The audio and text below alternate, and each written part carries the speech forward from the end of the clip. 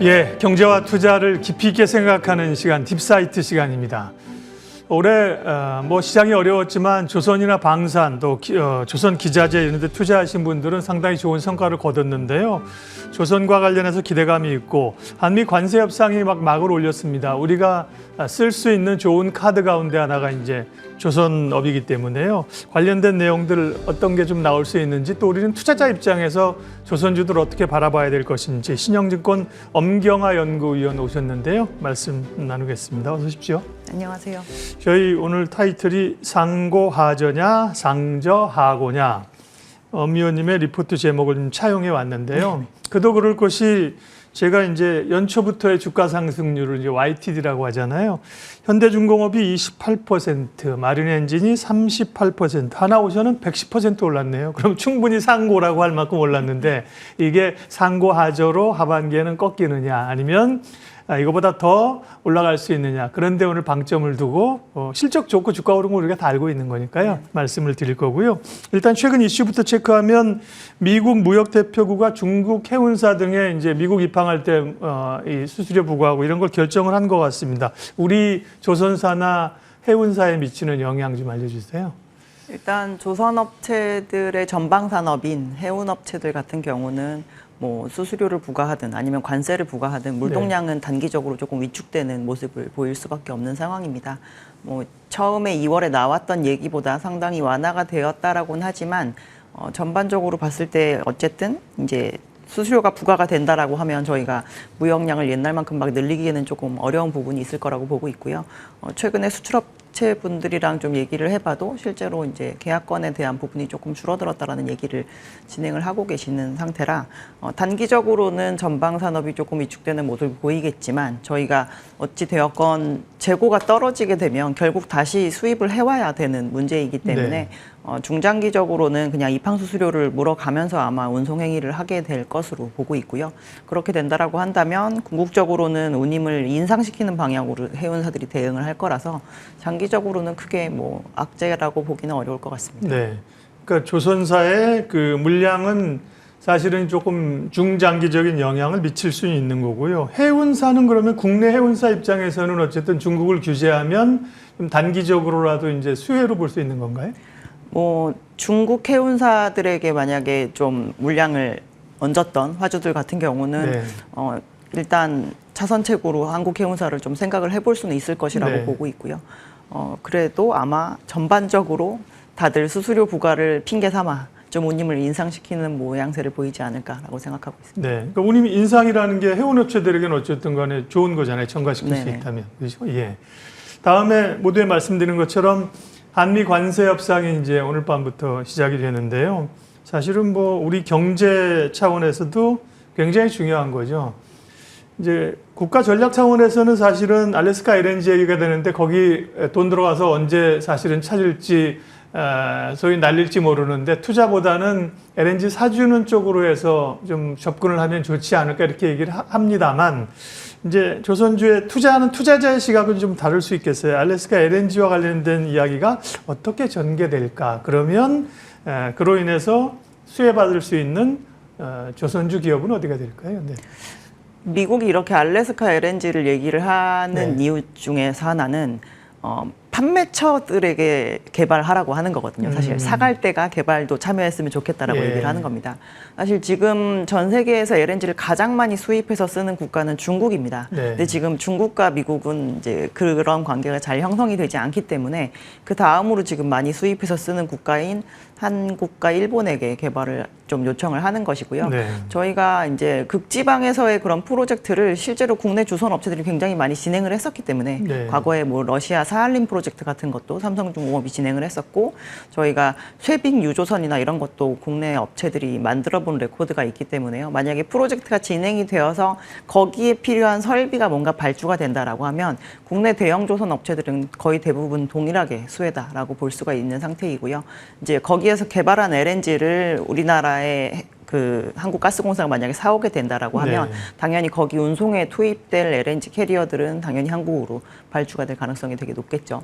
그리고 저희가 뭐 그러한 강관이나 뭐 이런 거에 필요로 하는 기자재 업체들 같은 경우도 당연히 납품을 진행을 할 거라고 보기 때문에 만약에 프로젝트가 개시가 된다라고 하면 저희는 수익성은 실질적으로 들어가는 그 돈에 대한 산정을 좀 정확하게 하고 그 부분에 대한 걸 미국에 잘 전가를 시킬 수 있다라고 한다면 크게 문제는 없을 거라고 보거든요.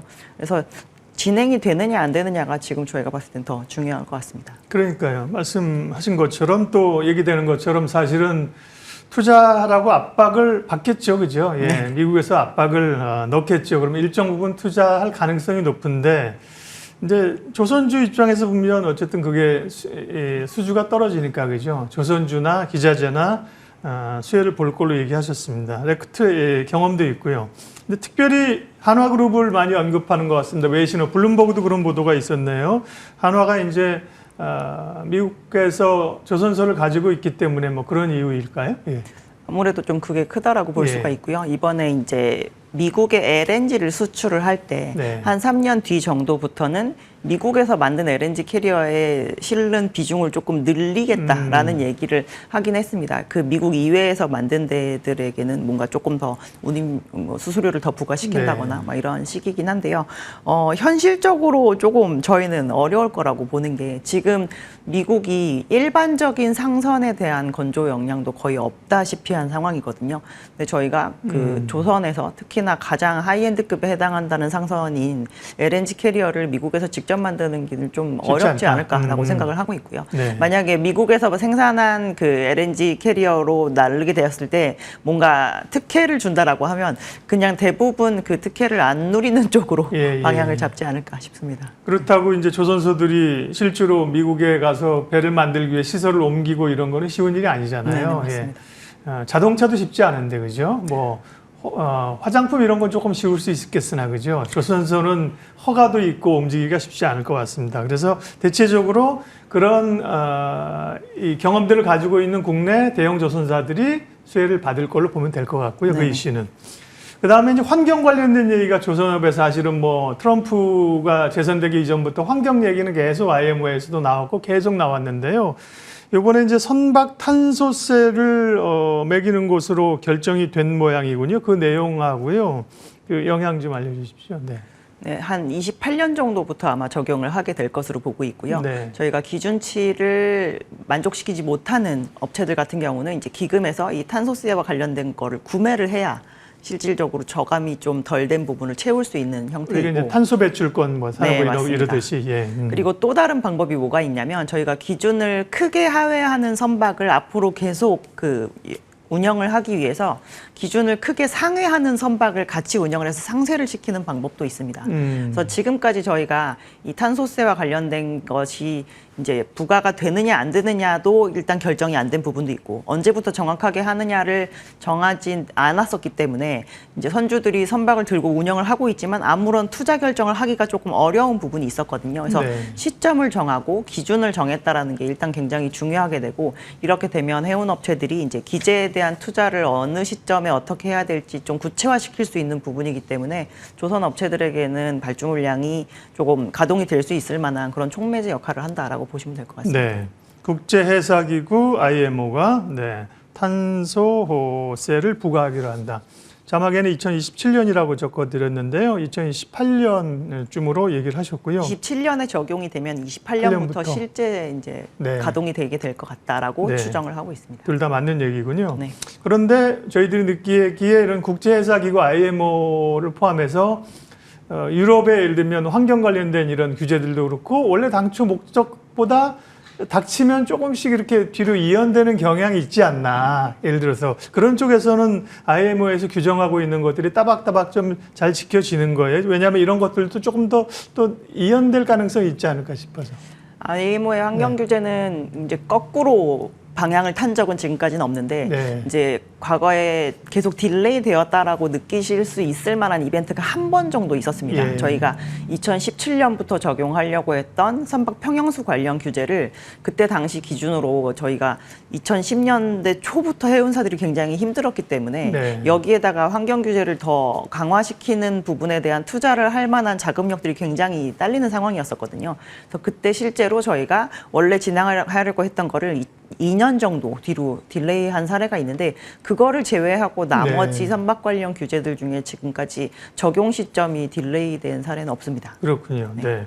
그런 걸 보면 뭐 그냥 제 생각입니다만 사실은 해운이나 이 조선업에서 차지하는 미국의 영향력이 크지 않아서 뭐 유럽이나 혹은 뭐 한국, 일본, 이 캐리어 이런 쪽은 뭐 이런 쪽이잖아요. 그러니까 합의가 좀 되는 모양이군요. 미국이 껴있으면 자기한테 불리하면 안에 뭐 탈퇴하고 뭐 이럴 수 있을 것 같은데. 미국이 워낙 발언권이 없어서요. 이번에 네. 이 탄소세 부과할 때도 이 발표가 되기 전에 실제로 미국에서 이제 만약에 이거를 부과하게 되면 네. 뭐 보복을 또 불사하겠다라고 얘기했는데 유럽에서 아무런 그러니까요. 그 신경을 쓰지 않았습니다. 예, 그 시장에 이제 미국의 영향력이 이제 크지 않다는 거죠. 네. 조선이나 해운을 둘러싼 최근의 주요 이슈들을 봤고요. 사실 환경이라는 거는 굉장히 중요한 얘기죠. 사실 트럼프가 뭐 4년 있다 물러나더라도 앞으로 계속 이어지는 거기 때문에 중요하고요. 기본적인 또 조선사들의 수주 현황은 좀 어떤지, 결국은 수주 산업인데 가끔 이제 막 뭐 조단위의 잭파스 수주들이 팡팡 터지는데 최근에는 조금 뜸하기도 한 것 같습니다. 네. 올해가 일단 작년 대비해서 글로벌 수주량 자체가 굉장히 많이 줄어들어 있는 상황입니다. 네. 특히나 중국이 이제 감소를 많이 하다 보니 저희가 양적으로 지금 줄어들었다는 생각을 굉장히 많이 할 수밖에 없는 상황이고요. 한국의 조선업체들 기준으로 올해 목표 대비해서 한 30% 내외 정도의 수주를 지금까지 완료를 한 상황이기 때문에 네. 사실 진행 정도에 대해서는 크게 나쁜 정도라고 보기는 굉장히 어렵지만 네. 작년이 워낙 좀 그러니까요. 많이 발주가 나왔던 거에 따른 이제 기고 효과가 조금 크게 나타나고 있는 부분이 있고요. 작년 11월 초에 이제 트럼프 당선이 확정되고 나서 저희가 조선업체의 전방 산업체에 해당하는 해운업체나 아니면은 에너지 관련 기업들이 미국의 정책 방향이 어느 쪽으로 가는지 좀 지켜보고 투자 판단을 조금 보류하겠다라는 움직임을 많이 보였었습니다. 그래서 지금 3, 4월 정도까지 이미 발주가 나온 물량들 같은 경우는 작년에 발주할 거를 거의 확정을 짓고 넘어온 물량들이라고 보시면 될 것 같고요. 11월부터 이제 뭔가 관망세로 들어갔었던 기업들의 그런 결정이 아마 5월, 6월 정도에는 수주가 조금 비는 듯한 그런 모습을 보이게 될 가능성은 굉장히 높다라고 보고 있고요. 근데 지금 선주들 입장에서 이제 좀 요즘에 열심히 기다리는 것 중에 하나가 이렇게 여러 가지로 이제 경제 상황이 좀 불안정해서 다 같이 관망을 하고 있는 김에 네. 성과라도 약간 조정받아주면 좀 요때 투자를 좀 할 텐데라는 생각들을 많이 가지고 있는 상황이기 때문에 오히려 좀 관망 기간을 어느 정도 갖고 나면 연말쯤 됐을 때는 다시금 조금 투자 움직임이 좀 높아지지 않을까 싶은 상황이고요. 올해도 만약에 이렇게 발주가 별로 없는데 성과마저 조정을 안 받는다라고 네. 하면 해운사들은 아마 연말에는 그냥 참지 않고 아마 발주를 좀 진행할 것으로 저희는 보고 있습니다. 예. 그러면 앞서 저희가 주제로 얘기한 것처럼 상고하저 수주나 뭐 실적이나 주가나 상반기 워낙 좋았기 때문에 하반기에 좀 둔화될 가능성이 있는데 상고하저보다는 여전히 상고하고 혹은 상저하고로 업황이나 실적을 높여갈 수 있는 건가요? 네. 저희가 수주에 대한 부분은 네. 당연히 좀 그렇다라고 생각을 예. 하고 있고 실적 같은 경우도 이제 올해 작년에도 내내 그랬지만 저희가 분기별로 이익률이 좀 좋아지는 모습을 계속 볼 수 있을 만한 예. 상황이기 때문에 실적 측면에 있어서는 확실히 저희가 상저하고라고 얘기할 수밖에 없는 상황이고 당연히 기업의 주가는 실적을 따라가는 그렇죠. 예. 입장이기 때문에 저희가 실적이 발표가 되면 주가가 많이 좀 올라 있다라고 하더라도 조금 부담을 덜 느끼는 그런 국면으로 가지 않을까 싶습니다. 네. 그러면 이제 조선과 해운 이런 조선 업황을 둘러싼 환경을 쭉 얘기하셨는데 앞으로 이제 조선주를 계속 투자하면서 갖게 될 키워드 몇 개만 좀 정리해 주세요. 네. 당연히 수주 산업이니까 수주도 체크를 수주, 하셔야 네. 되고 수주에서 올해 지금 수주 시장에 제일 영향을 많이 주고 있는 쪽이 미국입니다. 네. 뭐 어떠한 식으로든 그래서 조선 업체들의 전방 산업을 관망세로 만든 것도 미국의 관세 정책이고 결국에는 이게 또 재고가 떨어지게 되면 다시 리스타킹하는 과정에서 저희가 반등을 하는 모습 또한 미국으로 인해서 생겨나게 될 가능성이 굉장히 있고요. 그리고 조선 업체들은 저희가 항상 새로운 영역에서의 수주에 밸류를 많이 주게 되는 편인데 이제 그런 부분도 올해 미국이 많이 가지고 있습니다. 뭐 원래 미국에서 시작되는 이제 LNG에 대한 수송에 이제 국내 조선 업체들이 참여하게 되는 부분 네. 그리고 지금까지는 고객사가 아니었었는데 미국의 군함 쪽 관련된 부분도 만약에 발주가 나오게 된다면 시장이 그 부분에 대해서 가장 크게 아마 올해 이제 좀 이벤트를 주지 않을까라고 생각을 하고 있습니다. 네. 기본적으로 수주 산업이니까 수주가 중요하고 역시나 미국 관세 정책이 중요한 키워드이군요. 네. LNG도 거기와 엮여 있는 거고요. 네. 친환경도 아까 말씀하셨고요. 자, 그러면 이제 조선주에 관한 구체적인 투자 전략 또 기업별로 살펴보겠습니다. 앞서 실적표를 잠깐 보여주셨는데요. 마침 이제 오늘이 이제 기업들이 조선주들이 실적을 발표하는 그런 날인가 보죠. 대체적으로 나와 있는 숫자만 보면 주요 기업들의 매출이 전년비군요. YY로 뭐 20% 이상, 평균 20% 이상이고 영업이익은 뭐 200%, 1000%까지 늘어나는 상황인데요. 평가 좀 해주십시오. 1분기 실적. 네. 저희가 작년이 1분기부터 4분기까지 이익률이 점점 높아지는 구간이었었는데요. 그래서 1분기 실적이 굉장히 낮은 한 자릿수대 이익률밖에 안 됐습니다. 근데 저희가 지금 만들고 있는 배들이 작년에는 21년, 22년에 주로 수주한 물량, 이제 올해는 22년과 23년에 주로 수주한 물량이라 단가가 계속 올라가는 국면에 있는 물량들이 이제 차례차례 진입이 되게 되는데요. 네. 그렇다 보니까 이제 매출 성장률도 작년에 계속 잘 나왔는데 작년에는 이익률이 너무 작다가 이제 늘어나는 상황이 되다 보니 예. 지금 전년 동기랑 비교하면 이제 올해 1분기에 나오는 게 몇 배수에 해당하는 영업이익으로 보일 수밖에 없는 상황이고요.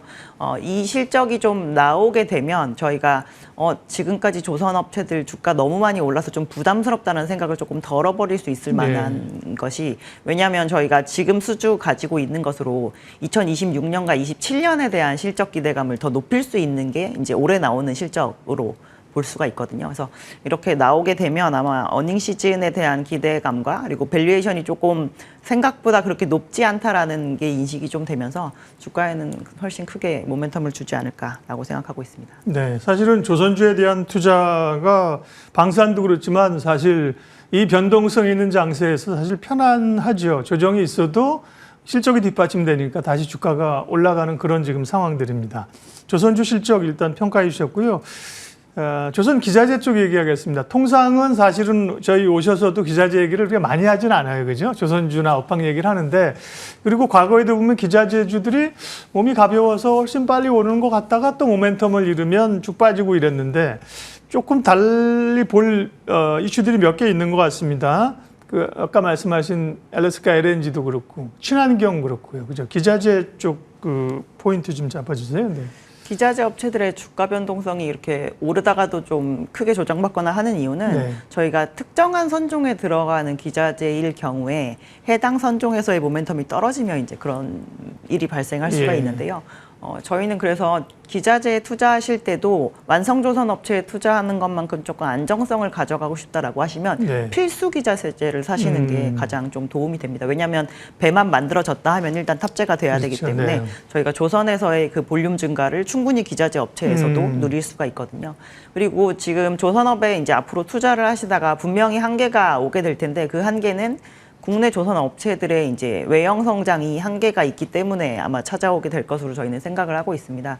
근데 반면에 기자재 업체들 같은 경우는 국내 시장만을 타겟으로 하지 않는 경우들이 많아서 저희가 외형이 늘어날 수 있는 그 부분이 더 확대가 될 수가 있거든요. 그래서 그러한 필수 기자재들에 아마 투자를 하시면 앞으로 투자를 하실 때도 조금 이제 그렇게 크게 변동성에 노출되지 않는 부분을 좀 가져가실 수 있을 것 같습니다. 제가 잘못된 답을 말할 수도 있는데 필수 기자재라고 하면 무슨 뭐 본행제며 파이프며 이런 것보다는 기본적으로 그러면 엔진 같은 게 되겠네요. 네, 맞습니다. 네, 엔진은 지난번에 오셔도 HD 마린 엔진도 말씀을 해주셨잖아요. 특별히 또 하나 엔진에 대해서도 최근 자료를 내신 모양이죠. 엔진 업체들 동향 좀 알려주세요. 네. 그러니까 하나엔진이 이번에 조선 업종 내에서 가장 먼저 실적을 발표를 했습니다. 그래서 1분기 영업이익률이 7% 정도를 기록을 했는데요. 작년에 한 번도 가보지 못했던 영업 마진이기 때문에 일단 마진 자체가 개선이 되는 거를 잘 보여줬다라는 게 좀 중요하고, 당연히 이제 올해와 내년 같은 경우 점점 이제 선박 가격이 올라간 것에 탑재되는 엔진이 투입이 될 예정이기 때문에 엔진의 단가 또한 지금 올라가는 추세에 해당이 됩니다. 그래서 다른 기자재 업체들 같은 경우는 조금 조기에 막 22년에 이미 두 자릿수 영업이익률을 기록을 하기도 네. 했지만 엔진사는 이제 그게 조금 느리게 나타나긴 하는데 그래도 저희가 앞으로 계속 그 수주를 좀 늘려가고 매출도 좀 늘어날 수 있는 여지가 있기 때문에 이제 개선이 되는 거에 대한 그 충분한 실적을 보여줬다라고 생각을 하고 있고요.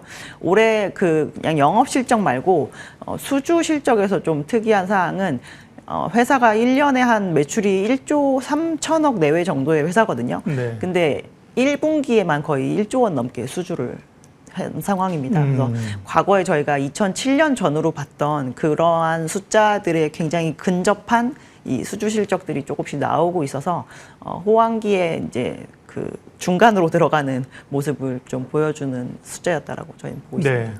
계속 저희가 이제 통상적으로 보는 거 실적을 볼 때 이제 매출액의 증가율과 영업이익의 증가율 이런 걸 보는데요. 이익률 말씀을 계속 이제 하셔서요. 하나엔진 같은 경우도 수주와 함께 이익률이 높아진다는 거고요. 그러면 조선주와 조선기자재 쪽에서 탑픽을 얘기를 하고 시간이 되면 또 다른 얘기를 하도록 하겠습니다. 그러면 조선주 기자재 가운데 탑픽은 아까 화면에 나간 것 같습니다. 그러니까 한국조선해양, 조선주는 그다음에 엔진 쪽은 조금 전에 한화엔진 얘기하셨는데 기자재는 HD현대 마린엔진을 최선호주로 꼽으셨네요. 네네. 네. 일단 한국조선해양 같은 경우는 지금 조선주 내에서 좀 저평가 영역에 해당이 된다라고 볼 수가 있고요. HD 한국조선해양이 그 HD 그룹 내에 있는 조선 업체들에게 친환경 관련된 그 부품이나 이런 거를 조달하는 사업을 또 진행을 하는 부분이 있어서 이제 저희가 이번 사이클 자체가 친환경 선박으로의 교체 수요가 발생하는 걸로 인해서 이 사이클이 길어지고 있는 게 가장 크잖아요. 그래서 장기적으로 좀 영향을 줄 만한 부분이 있다라고 보고 있고 저희가 특히나 또 중간지주회사 역할을 하고 있기 때문에 조선 업체들의 실적이 좋아지는 부분을 주주에 환원하는 데 있어서 가장 적극적으로 지금 가져갈 수 있을 만한 회사라서 투자를 하는 데 있어서 저희가 주가 상승에 의한 수익도 볼 수 있지만 배당에 의한 수익도 좀 볼 수 있는 부분을 좀 가장 높게 사고 있는 상황입니다. 그래서 완성조선 업체들 중에서는 그 밑에 있는 여러 가지 성격의 조선 업체를 다 가지고 있는 한 조를 가져가시는 게 어떻게 보면 좀 투자 안정성을 높이는 데 있어서는 좀 중요하다라고 보고 있고요. 저희 기자재 업체들 중에서는 매번 와서 말씀드리는 것 같은데 H현대마린엔진을 추천을 해드리는데요. 일단 엔진사라는 부분도 있고 경쟁사와의 가장 큰 차이점은 좀 캐파를 더 늘릴 수 있을 만한 여지가 굉장히 많다라는 겁니다. 저희가 실제로 창원에 있는 사업장에 가봐도 지금 추가로 더 이제 증설을 한다거나 이러할 부분이 굉장히 여유 있게 있는 상황이기 때문에 저희가 그룹사에 편입이 되어서 지금 현재 가지고 있는 설비에 대한 가동률을 높이고 나면 여기서 끝이 아니라 추가로 더 저희가 늘릴 수 있어서 해외로의 수출이나 이런 부분도 충분히 더 가져갈 수 있고 그리고 특히나 저희가 친환경 선박 바꿀 때 친환경 연료를 쓸 수 있는 엔진을 만드는 게 조선 업체들의 가장 큰, 그러니까 해운사들의 가장 큰 지상과제 중에 하나거든요. 그래서 핵심 부품에 해당이 되고 저희가 전체적으로 조선 업종 대비해서도 좀 캐파에 대한 쇼티지가 날 가능성이 있어서 과거에는 그냥 배의 한 10% 정도 되는 가격이 무조건 엔진이라는 개념이 있었는데 그 비율을 좀 넘어설 수 있을 만큼의 그런 그 협상력을 좀 가져갈 수도 있을 만한 부품이라고 보고 있습니다. 네. 그 주요 조선사들 연간 주가 상승률을 제가 초반에 말씀드렸잖아요. 뭐 38%, 100몇 % 올랐는데 그렇게 보면 한국조선해양은 사실은 안정감 있는 주식에도 연초부터 이제 상승률은 뭐 거의 제자리예요. 네, 그런 상승 여력이 있다고 보신 것 같고요. 엔진 업체 가운데서는 한화엔진도 말씀하셨습니다만 탑픽으로는 HD, 현대 마린 엔진을 말씀해 주셨습니다. 오늘 조선주 관련된 이야기 딥사이트에서 깊게 얘기했습니다. 결국은 뭐 목표가 뭐 탑픽 이런 것보다도 트렌드를 이해하시는 게 좋습니다. 신영증권 엄경화 연구위원 함께해 주셨습니다. 고맙습니다. 감사합니다.